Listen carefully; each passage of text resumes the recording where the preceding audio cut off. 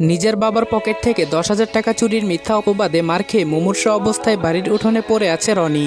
রনির সৎ মা আর সৎ ভাই একসাথে বলে তারা নাকি নিজের চোখে দেখেছে রনি টাকা নিয়েছে। তাদের কথাই বিশ্বাস করেন রনির বাবা শফিক মিয়া। ছেলেকে কোনো কথা বলার সুযোগও দেননি তিনি। রনি বারবার বলছিল সে চুরি করেনি, কিন্তু সেই কথা যেন কারো কানে পৌঁছালো না। রাগে অন্ধ হয়ে শফিক মিয়া রনিকে ক্রিকেট খেলার ব্যাট দিয়ে মারতে শুরু করেন। একসময় রনি আর দাঁড়িয়ে থাকতে পারেনি, পড়ে যায় উঠোনে।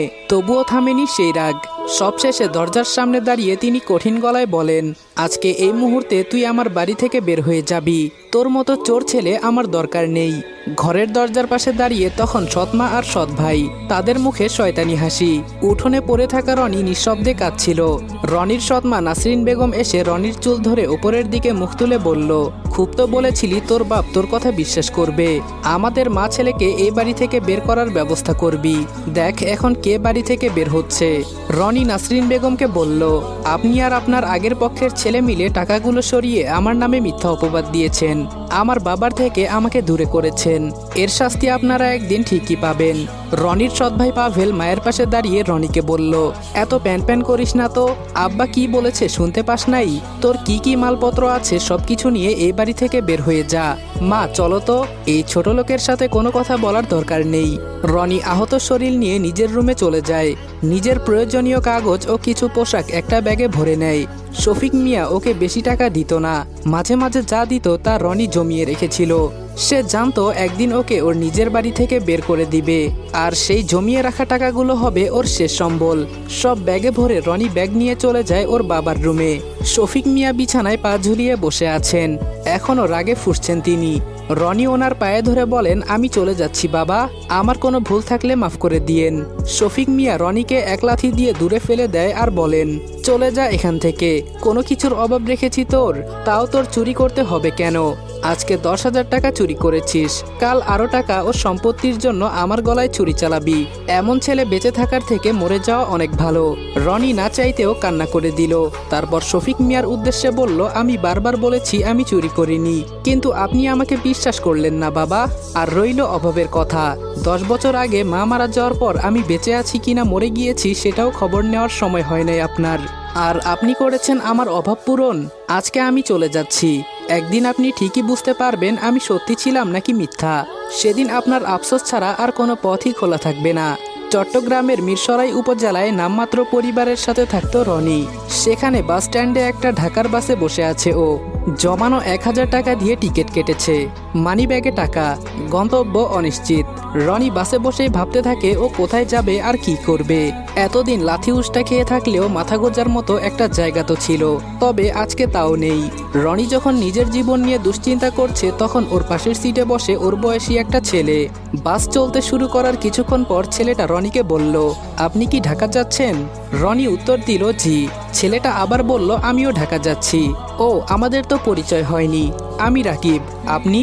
রনি বেশ বিরক্ত হচ্ছিল, তবুও ভদ্রতার খাতিরে জবাব দিল, আমি রনি।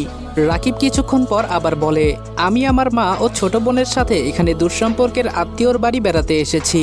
আপনিও কি এখানে বেড়াতে এসেছেন? কার সাথে এসেছেন? কে কে আছে আপনার পরিবারে? রনি কিছু বলতে গিয়েও থেমে গিয়ে আবার বলে, আমি এই গ্রামের ছেলে, আমার এই দুনিয়ায় কেউ নেই। ঢাকা যাচ্ছি একটা নতুন জীবন পাওয়ার আশায়। পুরো রাস্তা রাকিব ও রনি বিভিন্ন কথা বলতে বলতে পৌঁছে যায় ঢাকায়। প্রথমে রাকিবের কথায় রনি বিরক্ত হলেও একসময় অভ্যস্ত হয়ে যায়। বাস নিজ গন্তব্যে পৌঁছাতে সন্ধ্যা হয়ে গিয়েছে। রাকিব তার মা ও ছোট বোনকে নিয়ে ভিড়ের মাঝে হারিয়ে যায়।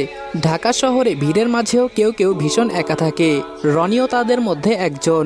রাতটাও কাটিয়েছিল বাস টার্মিনালের এক কোণে, মাথার নিচে ব্যাগ, চোখে ঘুম নেই। শুধু একটাই প্রশ্ন, এখন আমি কোথায় যাব?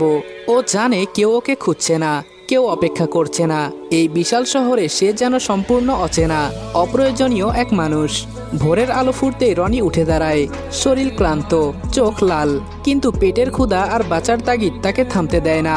সে হাঁটতে শুরু করে, একটা দোকান আরেকটা দোকান, তারপর কারখানা, তারপর আবার অন্য কোথাও। কাজ লাগবে? প্রতিবারই একই প্রশ্ন। আর প্রতিবার একই উত্তর, কোনো লোক লাগবে না। দুপুর গড়িয়ে বিকেল হয়ে যায়, পায়ের শক্তি যেন শেষ হয়ে আসছে, পেটের ভেতরটা জ্বলে যাচ্ছে ক্ষুধায়, তবুও সে থামে না, কারণ থামার মতো কোনো জায়গা নেই তার। অবশেষে এক ছোট্ট হোটেলের সামনে দাঁড়িয়ে আবার জিজ্ঞেস করে, ভাই কোনো কাজ হবে? হোটেলের মালিক একটু তাকিয়ে দেখে, হয়তো রনির চোখের ক্লান্তি না বলা কষ্ট দেখে ওনার মায়া হয়। তখন সে বলে, প্লেট বাটি ধুতে পারবি? রনি এক মুহূর্ত দেরি করে না, মাথা নিচু করে বলে, পারবো। সেদিন থেকে শুরু হয় তার নতুন জীবন। সারাদিন গরম পানিতে হাত ডুবিয়ে থালা বাসন ধোয়া, অন্যের ফেলে যাওয়া খাবারের গন্ধে নিজের ক্ষুধা লুকানো, ক্লান্ত শরীর নিয়ে রাতের শেষে এক কোণে ঘুমিয়ে পড়া। হোটেলে অক্লান্ত পরিশ্রম করার পরেও 2 মাস রনির একটা মাথা গোজার ঠাঁই ছিল, 2 বেলা দুমুঠো ভাত পেত। কিন্তু কথায় আছে না, অভাগা যদি সাগরে যায় সাগরের পানিও শুকিয়ে যায়। সেই অভাগা রনির জীবনে ঝড়টা এলো এক বৃষ্টি ভেজা সন্ধ্যায়। সেদিন হোটেলে প্রচণ্ড ভিড়, বৃষ্টির কারণে বাহিরে পানি জমে গেছে, মানুষজন ভেতরে ঠাসাঠাসি করে বসে খাচ্ছে। মালিক বারবার চিৎকার করছে, এই রনি তাড়াতাড়ি কর, প্লেট কোথায়? রনি দৌড়াতে দৌড়াতে কাজ করছে, রনির হাত পা কাঁপছে, শরীর ক্লান্ত, চোখ ভর্তি ঘুম, তবুও থামার কোনো সুযোগ নেই। ঠিক তখনই একটা বড় টেবিলে 5 জন কাস্টমারের অর্ডার নিয়ে যাচ্ছিল সে, হঠাৎ করে হাত পিছলে গেল, ঝনঝন শব্দে সব প্লেট মাটিতে পড়ে ভেঙে চুরমার। পুরো হোটেল এক মুহূর্তে চুপ। তারপর হঠাৎ করে বলে উঠল, এই হারামজাদা! মালিক দৌড়ে এসে রনির কলার চেপে ধরল। হোটেল মালিক বলল, কতবার বলেছি সাবধানে কাজ করবি, এই প্লেটগুলোর দাম জানিস? রনি কাপা গলায় বলল, ভাই ভুল হয়ে গেছে, এমনটা আর কখনো হবে না। কিন্তু কেউ শোনার মতো অবস্থায় নেই। মালিকের প্রথম থাপ্পড়টা মারতেই রনি হোঁচট খেয়ে পড়ে গেল, তারপরে লাথি। তুই আমার ব্যবসা নষ্ট করে দিচ্ছিস। আরেকজন কর্মচারীও যোগ দিল, এই ছেলেটা শুরু থেকেই ঠিক না, কেউ হাত ধরে টানছে, কেউ ধাক্কা দিচ্ছে। মেঝেতে পড়ে থাকা রনি শুধু হাত দিয়ে মাথা ঢাকার চেষ্টা করছে।